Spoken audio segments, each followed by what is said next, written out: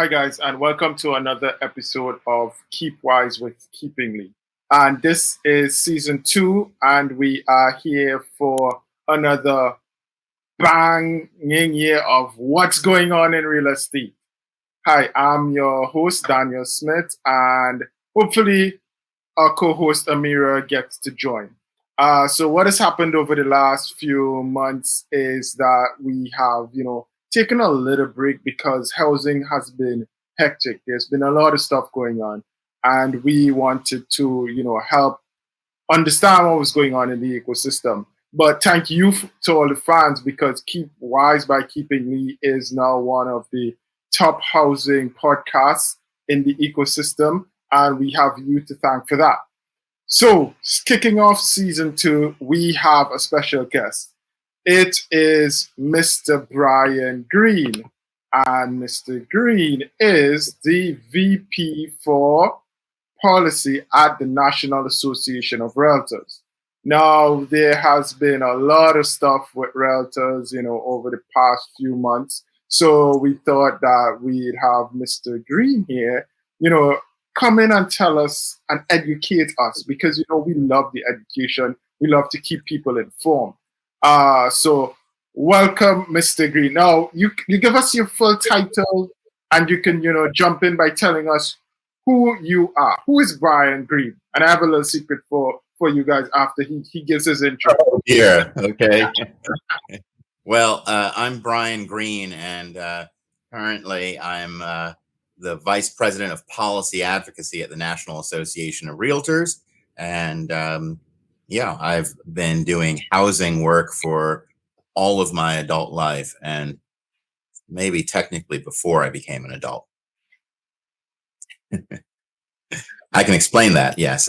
Even during my college years, I did some work in housing policy. So it depends on when adulthood starts. But yeah, I worked at the Massachusetts Commission Against Discrimination while I was a college student. And that's how I originally cut my teeth in addressing housing discrimination. And then I spent several decades at HUD enforcing the Fair Housing Act. When I left HUD, I was overseeing HUD's enforcement of the Fair Housing Act. And I've been at the National Association of Realtors for 5 years this coming November. Fantastic.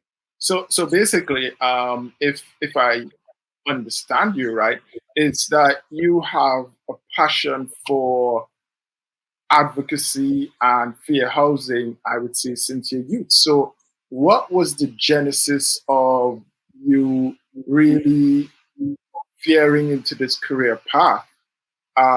Because, I don't know how many people would think of fair housing as really something that they want to get into. So what led you into that path?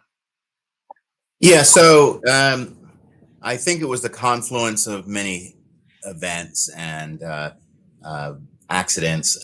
So when I was a college student and I was at Harvard in Massachusetts, I took a course that was offered by the civil rights leader Julian Bond. So Julian Bond was one of the leaders of the Student Nonviolent Coordinating Committee, and later became a member of the Georgia State Assembly. But he was there in the heart of the civil rights movement, and in days of protests, and helped secure the passage of these historic civil rights laws, the Civil Rights Act of '64 and the Voting Rights Act of 1965. And he taught a course on the history of the civil rights movement when I was a student. I had always known, I guess, the broad outlines of this, but had never focused in this level of detail on it. And so learning about the civil rights movement from him made me take a greater interest in where we were at that time in securing those rights. At the same time, a friend of mine had taken a job working at the Massachusetts Commission Against Discrimination. And I decided during one of my summers between college to join him and learn more about this area, and found it,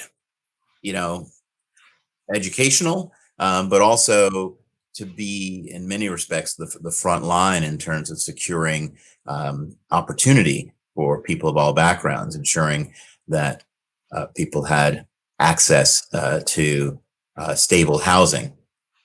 And from there, I decided I could expand on that by joining the U.S. Department of Housing and Urban Development. So that's really what led to it. And I would say that for most of my career, my principal interest has been the civil rights aspect of housing. I would say that I was first a civil rights person and secondarily a housing person. Now I think that those roles are somewhat fused in that I respect the role that housing plays in securing all of our civil rights and all of our opportunities. And so, and also my role at the National Association of Realtors is a lot broader than our civil rights work, but nevertheless, our civil rights work is pretty much implicit in all housing policy. So when I look at housing policy, I'm aware of how it cuts different ways and how we have to make sure that in all the policy that we advance, that we're bringing everyone forward. Fantastic. And thank you for delving into that, because I think that that is critical, and it is at the heart of a lot of, I would say, the focus, especially around understanding fair housing. And fair housing has so many broad aspects and implications. Um, and I don't think that, most people understand, sometimes what constitutes fair housing, or what actually tramples on fair housing based upon, what is enshrined in the act. But Yeah. this year we've celebrated approximately 56 years of fair housing, and so based on you spending your whole adult career in housing and fair housing, what do you think as where we are right now in this critical juncture? We are at record historic highs in terms of affordability, in terms of pricing of houses. You have a lot of the things that are happening on the realtor side, and then you have a gap in terms of where housing is for some minority populations. So when you look at where we are from then to now, what do you think has changed, and what do you think that we need to be really addressing as a society? So I think so. I think there are two major points I would stress. First is we need to take full account of how the history of discrimination has created relative advantages and disadvantages. I think that's undeniable, and we have to reckon with that. That many people basically don't have, they're not starting in from an equal place, and that's because of a history of housing discrimination. This year 2024 also marks the 100th anniversary of NAR's 1924 Code of Ethics, where we explicitly stated that to be an ethical realtor, an ethical member of our association, you could not introduce people of color into white areas. They were focused mostly on Black people. And so our code of ethics was launched with a commitment to housing discrimination. And of course, 1968, we opposed the Fair Housing Act, its passage. So to understand that for all that period of time, the National Association of Realtors was pushing back against equal housing opportunity, helps you appreciate that for the next 50 years or so, we were engaged in repair, right? And it's not to say that as soon as the Fair Housing Act passed, everything got fair either, right? And so the cumulative effect of exclusion, marginalization, outright discrimination, denial of opportunities, we still feel today. So I think we have to appreciate that, meaning that if we were fortunate enough to stamp out all discrimination today, we'd still have these differentials, right? And it would take some time, to overcome that.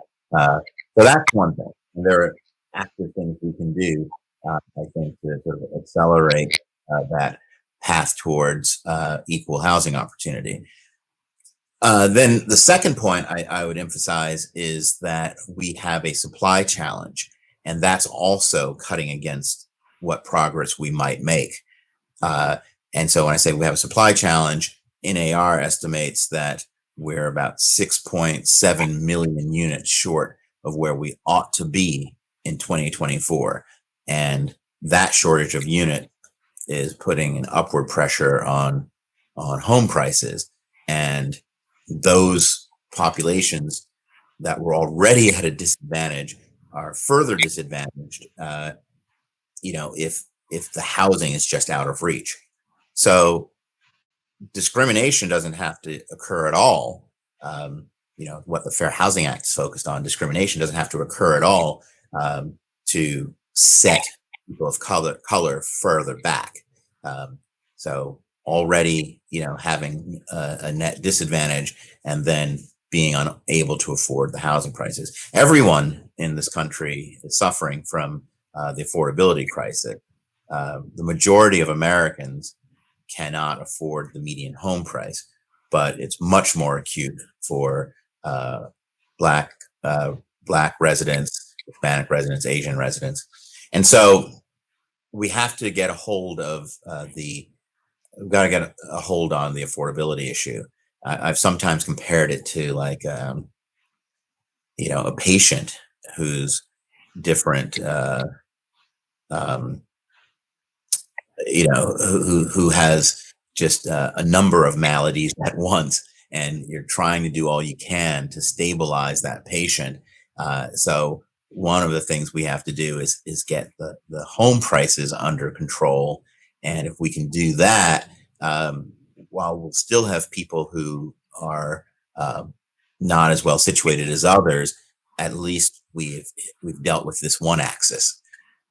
So we got to work on it all at the same time. And then, there are proposals out there as well to help people better afford housing in the current climate. So whether we're talking about down payment assistance or special purpose credit programs directed, targeted to particular populations, all of those things we should do and can help, but we need to do them all at once in order to sort of stabilize the situation and create an environment where people can move forward. So, Bryan, thank you for that. You did bring the stark reality of where NAR was and where NAR is right now into focus in terms of how it was started off discriminating against Black and other minorities in some of these communities in its code of ethics. And I know there was an apology that came in 2021. I know you were, a part of that conversation when it happened. And so how has NAR, changed its stance from then to now? And there was a recent article which was talking about, I think a lot of what you said, just about that education piece. A lot of people don't understand or are not aware of some of the privileges, and while we can't, change the past, hopefully, we can change the future. And so, I think that is one of those critical components. So how has NAR really changed to be more inclusive and accommodatory of making sure that we put a lot of these fair housing processes into place and making sure that I would say, part of your job, how is it advocating on behalf of these, formerly discriminated and disadvantaged populations? So you mentioned this apology, and it was in 2020, that apology, but the apology wasn't the start of our more committed fair housing work. In fact, I came on board with the National Association of Realtors in November of 2019 and immediately set to work as its first director of fair housing policy. That was my job when I first started. I set to work launching a program to focus on our fair housing work, to further emphasize it. NAR had already created a fair housing policy committee. So Joe Ventrone, who preceded me in the vice president role I'm in now, he created that committee. He didn't do it alone, but the association created that committee to focus more on advancing fair housing policy in Washington, on Capitol Hill and with the agencies. And so I think that work was probably underway for a little while as well. 2018, at the 50th anniversary of the Fair Housing Act, NAR had also stressed at that time its past role and how it was going to lean in more on fair housing. And there have been all kinds of efforts to be more active and to address equal opportunity. But as time marches on, we have become more focused. And so I mentioned I launched something called ACT, and the cornerstone of that was to ensure there was greater accountability, culture change, and better training on fair housing. And that's an acronym for those things, ACT, and laid out all the efforts that we would undertake, which NAR has committed funding to and staff. They've involved self-testing by brokerages, working with all of the state associations to strengthen the licensing laws in the states to ensure that one, there's better training on fair housing, but also that there's some accountability when people break the laws that licensees must uphold. And so that's been significant too. And we've also done much better training, more compelling interactive training that won award. And so all of that we launched early 2020 and like January 2020, well before that apology.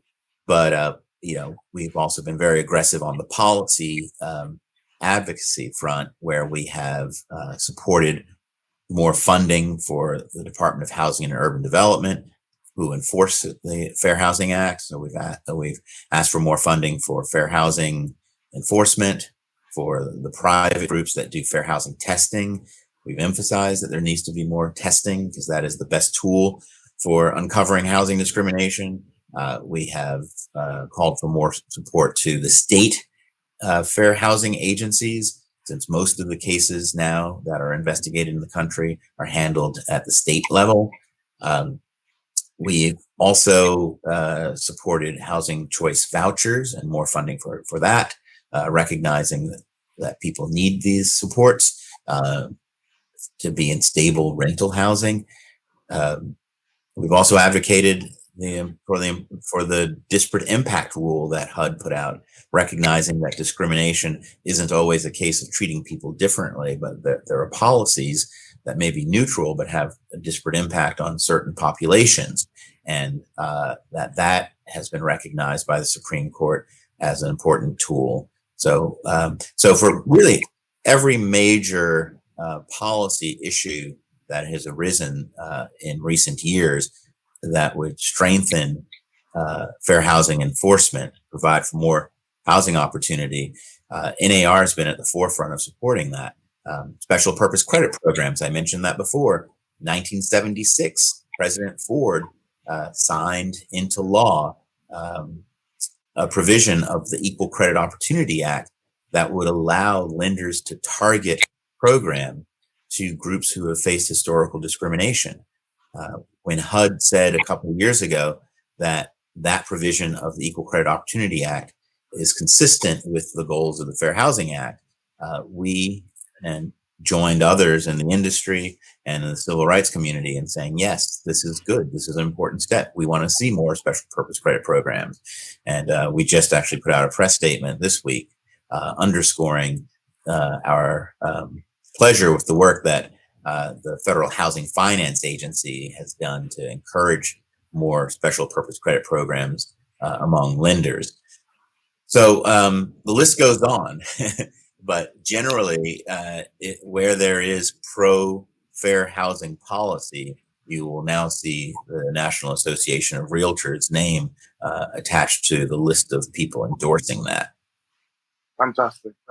And I think that is important to understand, because I think even from the historical context, a lot of the average person who may not understand what happens in the housing world. I may be a homeowner, but those things don't impact me until I have to really deal with them. I think that, what you've just done is, really help us to have some, I would say, contextual knowledge, because it is important. Yeah. And Daniel, if I could add that, it's not just lip service to sign your name to, endorse legislation or administration policy. People listen to what the National Association of Realtors says, and we are known for our effective advocacy in Washington. So it is a big deal for us to put our name behind a proposed bill or a proposed rule. That's great. And so I want to, in the kind of as we start to wind down, because we have to have you back. I need a mirror in on this conversation. So I'm not gonna steal all the limelight and the thunder out of this one conversation. But as you know, you spoke about your advocacy, etc. I'd go to what has been the biggest issue around realtors over the last year, which is, explain to us what this whole thing is about, fees. The recent litigation? Yes, fees, commissions, litigation. Yes. Explain to us, because for most homeowners, again, we want to understand how it impacts me when I'm buying a home, when I'm selling a home, and what are the implications for me as I think about especially the buying journey or the selling journey. Sure. So historically, or when a seller is listing a home, they would hire an agent and they would pay that listing agent a commission to sell their home. And that listing agent would have a plan for cooperative compensation with buyer's agents. So they would say that they're going to split the commission with the agent who brings the buyer. And that has been a very effective way to get more eyes on a property and to bring in a buyer. And many buyers have benefited from that, because that agent working with them would be paid out of the proceeds of the sale. So that seller, who gets paid the home price, would pay their agent, who in turn would split a commission with the buyer's agent. And that amount that listing agent would pay the buyer's agent would be on the multiple listing service. So when that home was listed, the seller's agent, the listing agent, would indicate the commission that they were making available to buyer's agents. In this recent litigation out of Missouri, plaintiffs allege that information on the multiple listing services was an antitrust violation, and that it caused the inflation of commissions that sellers, the commissions that sellers and buyers agents were paid. And their goal, and the goal of some others who advocate on their behalf, has been to try to decouple the commissions, to have sellers of housing pay just for their listing agents' commissions, and buyers pay out of pocket directly the costs of their buyers agents. So the benefit that buyers have received for many decades, they say we should change and have buyers pay agents directly. The settlement actually preserved the opportunities for sellers to continue to pay buyers agents directly. They just cannot do that on the multiple listing services. So there will no longer be this, transparent listing that states here's what buyers agents will be paid if they bring a buyer. Sellers can communicate that information in other ways. Sellers agents, brokerages can put that information on their website.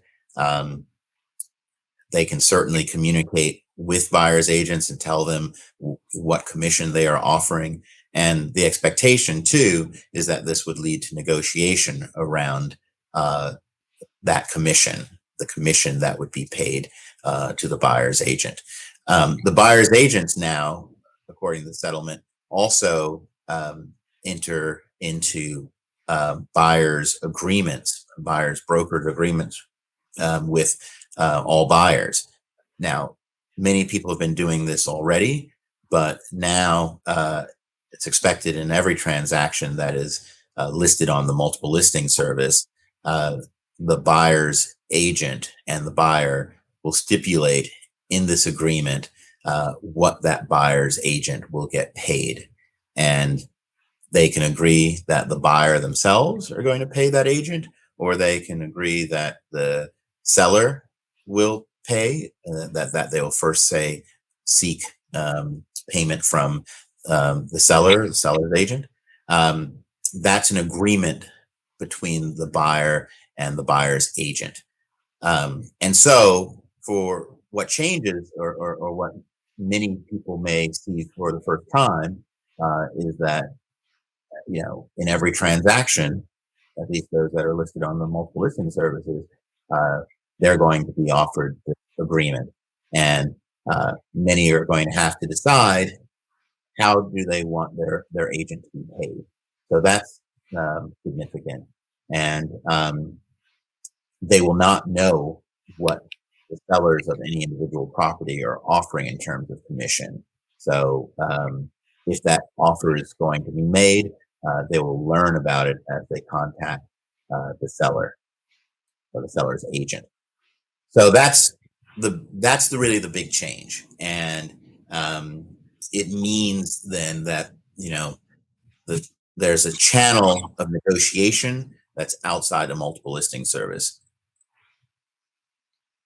So, based on all that you've said, and because I've read a bit about this and I've had extensive conversations, because I am in, the periphery of the real estate world, I would say, what I think for me at least is the big takeaway is the transparency issue that has gone away for those who wanting to. It can also potentially increase the sale time, because again, if I don't know what I could be paid, then therefore am I going to tap into this opportunity?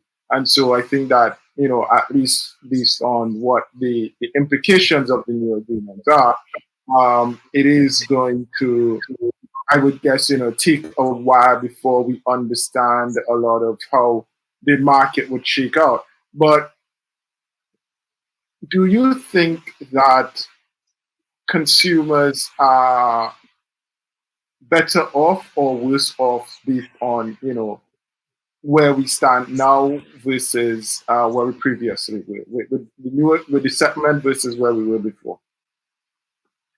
Well, obviously the National Association of Realtors were defendants in this, right? And were, had argued that the ways in which information regarding commissions was communicated on the MLS and the ways in which commissions were paid was reasonable. The goal of the settlement is to preserve as much of what we believe was pro-competitive, pro-consumer going forward. So the National Association of Realtors obviously, helped negotiate this settlement in order to do the best we could do for consumers going forward. So we're going to do everything we can to make sure that consumers understand their opportunities, that they, can continue to have buyer's agent representation, and that they can continue to afford buyer's agent representation. It is evident that many sellers are going to continue to make offers of compensation to the buyer's agent. And so, like I said, it just won't happen on the multiple listing services anymore. And I think the market will dictate, what ends up being the most efficient and transparent ways to do that. But Fannie and Freddie, their expectation is this will continue to be the normal practice, because we asked them, whether they would look at these commissions differently.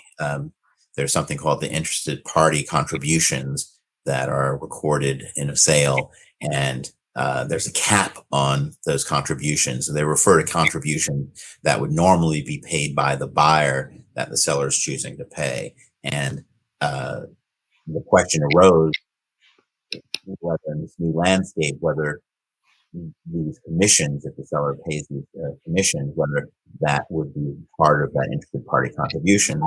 And Fannie, Freddie, as well as FHA said, no, that is still what we believe is a traditional seller payment. And so it is not part of this interested party contribution cap. So we will see how things shake out, as you say. But we're going to be spending our time making sure that all consumers are educated on the new landscape and do everything we can to sort of navigate them through that, and especially to make sure that buyers have representation and that they can afford that representation. Fantastic. Okay, so I'm going to wrap up here. So, based on everything that you've done in your past, where you are now, where we are in the industry, Bryan, if you had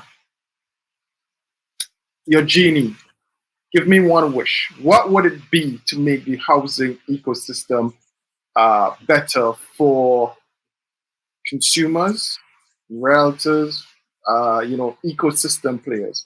What would your one wish be? It would be to produce much, much more housing of all types in all communities. And if you want to know my reasoning behind that wish, is I think that brings along a lot of the things that I care about. If there is a lot more housing, housing becomes a lot more affordable. And it doesn't mean like a lot more luxury housing. It means a lot more housing of all types that people can afford.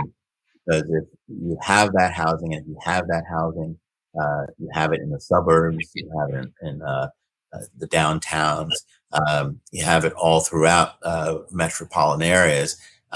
It means that there will be a mix of housing types, a mix of families.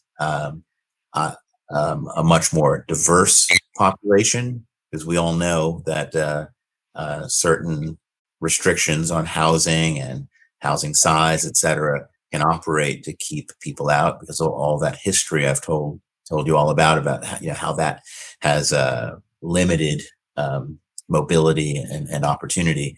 So if you have much more housing, much more and of great variety, it's going to open up communities and opportunity to a broad swath of people.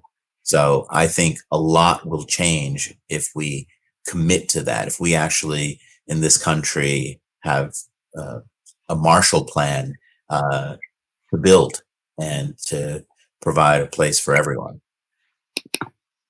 Well, Bryan, thank you for that. I believe that what you've said, I think that it also equates housing as a basic human right. For me, I've started looking at things like social determinants of health and how, housing impacts certain communities and what are the benefits of housing. And I 100% think that you're correct on, on the ball with that wish. And I do think that, we have to actively all, sing from the same hymn book for something like that. Because again, it takes a village to make something like that happen throughout the country. We also have to look at things like climate change, etc.